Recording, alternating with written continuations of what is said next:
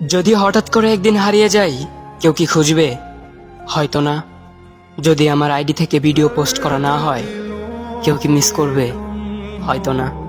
ইনবক্সে মেসেজ আসবে কিন্তু সিন হবে না, রিপ্লাই পাবে না, পড়ে থাকবে ওইভাবেই। কেউ কেউ হয়তো অপেক্ষায় থাকবে, এই বুঝি আসলো অনলাইনে। আবার কেউ কেউ হয়তো টেরও পাবে না, কেউ একজন নেই, কেউ একজন হারিয়ে গেছে। হঠাৎ একটা সময় কারোর হয়তো মনে পড়বে, কে জানি আর নেই। কষ্ট করে নামটা সার্চ করবে, পুরনো ভিডিওগুলো দেখবে আর ভাববে হুট করে কোথায় চলে গেল।